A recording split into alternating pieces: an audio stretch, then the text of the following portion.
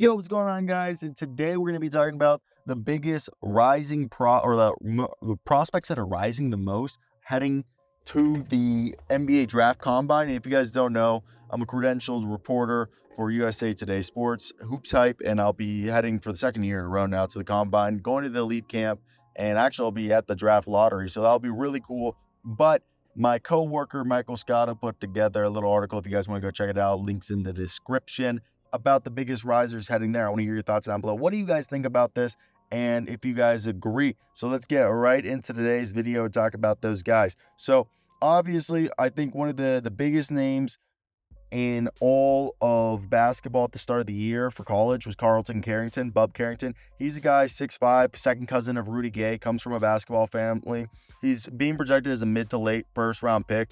He's a 6'5", got a little bit of like this, kind of quirky style, eerily kind of more of a guard version of Karis LeVert, but I think that's kind of what people are probably seeing with a 6'5" and almost 7-foot wingspan, and his ability to be an on-ball defender potentially with some three-point shooting and some playmaking, I think is why people are looking at him. Next is Justin Edwards, a guy who at the beginning of the year was projected to maybe be the number one pick in a weak draft class, and obviously that didn't happen, but he's a guy that's been flying up boards, and he was a good EYBL player, and he shot 36% from beyond the arc and almost 49% from the field. And I think people like sturdy frame, 6'8", guy who could slip into the late first round or be a priority second round pick where you get that big second round contract for your deal. And I really look at him being a broader Trevor Ariza type mold, 3-and-D guy. Then Terone Shannon, a guy that I think is like Nick Claxton with a three-point shot. He was a guy that I thought was awesome. And he's had the third highest jump in the latest Hoops Hype aggregate mock draft and his borderline first-round pick. This guy won A10 Co-Player of the Year and Defense Player of the Year. And I think this is a guy with how the NBA is, using a lot of heavy pick and roll actions. They need someone to be able to defend that both inside and outside and protect the rim while also being able to step out and hit the three. He shot 38% on 2.5 3-point attempts. So that's something huge. And he's a really nice guy when I talked to him last year. Hunter Salis is a guy who's flown up boards out of Wake Forest, 6'5". He's a guy that seems like he could go from a late second round pick, as he was projected earlier, to maybe being a first round pick, as a guy who seemingly could be a bona fide bench scorer, or a guy who could really, really help a team out with their floor spacing and could be an immediate contributor from the get-go in the NBA. So for me, I think he's definitely a guy that I have enjoyed seeing him climb up the boards, and I'm not surprised because of that off the ball, kind of like a Gary Trent type player. So Tristan Da Silva is the next guy. He's a guy that I really like, and when I look at him, I see him as a more nimble Larry Nance. Yeah, I know in college he was a small forward, power forward, but I think because of his play style, obviously a lot of times guys aren't in the same role that they were in college, and I think they're going to try to make him a 4 small ball 5 in the NBA because of his rebounding ability, because of his touch, even in his ability to pass. I just think he's the type of guy that teams are going to really like and want to use him as a mismatch option. Next, Trey Alexander. He was hot to start the year, then fell off and comes back up. Teams need a playmaker who can shoot the three-point ball, and he's got size at 6'4". I really do think if he doesn't go in the first, he'll be one of the first couple picks in the second round, and he led the team in assists. So I think the only questions is, can he be a reliable defender at the next level? Now, 7, Terone Shannon's a guy who obviously had that criminal case going on. Not going to comment on that. You can make your own assumptions, and that's kind of like what's holding him down, but is on the play, 23 years old. Basically, he can come in and maybe be like a Torrey Craig type player. Baylor Shyan.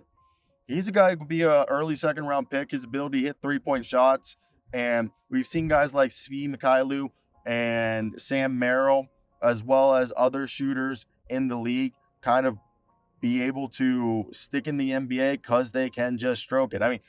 For example, I feel like Matt Ryan wouldn't be in the NBA if he wasn't stroking it the way that he was. And I think that's a huge part of it. So his versatility there, and he also became the first guy to surpass 2,000 points, 1,000 rebounds, 500 assists, and 300 30-pointers. So defensively, obviously, he's not going to kill people, but he's fun.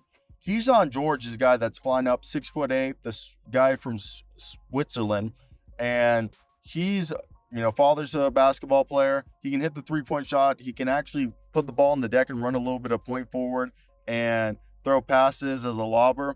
And defensively, he's above average. Right now, it's kind of trying to figure out what he is. Is he closer to being a 6'8" guy like is he closer to being a Denny Abdia or Cam Reddish floor, or is he closer to being a guy like this is where I don't know where we even comp him to, because he's his own guy. I'm not trying to compare him to anybody, but it's just that size. So it's all about the 3-point shot if it holds over. Alex Kiriban, that's him. I mean, he's somebody that I just see as a less mobile, not as big Ryan Anderson. I'm sorry. He's just going to be shooting 3-point shots. And yeah, that's helpful. I think the only other guy I could really compare him to is, what was it?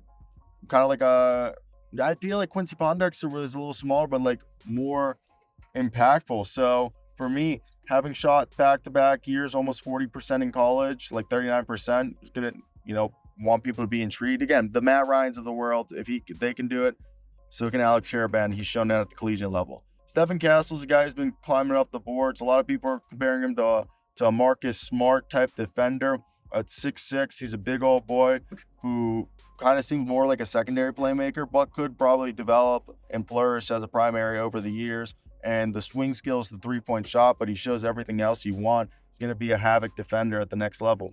12, Dalton Connect. His guy who's flying up the boards. Just seems like he could be a get-go, plug-and-play guy. I really think he reminds me of like a Tim Hardaway Jr. He's big. He can shoot it. He's going to be a guy who's going to be, good at the next level, at least scoring-wise. Yeah, he might not be much of a passer, but I think he's somebody that has shown that he has some defensibilities instilled in him. Then Johnny Furphy is a guy he's had an up and down freshman season. He struggled to shoot from the arc at the end of the season, but he hasn't ruled out another season in Kansas. But I know he is working out with the NBL teams, and it's seeming like he's going to go because he doesn't have any NIL here. So I really like Johnny Furphy, but he's just kind of a hustle, scrappy, 3 and rebounding D shooter. Zack Edey, people love this guy because of his size. I'm not the most convinced on him, but I understand the appeal 7'4". I'm sorry, I just think he's going to be a similar player to Boban Marjanovic, and there's no problem with that. It's just a solid backup who's huge, or like Alexis Ajinça. Now, Jaylen Tyson's a guy that, coming out of California, he can put the ball on the deck, he can change paces, he's thick, he's got kind of going to be a guy who can be defensively pretty solid in the NBA at the very least, and his offense is there where he can maybe be someone who could give it to you in spurts. I wonder where it's going to be. Then Pacom the diet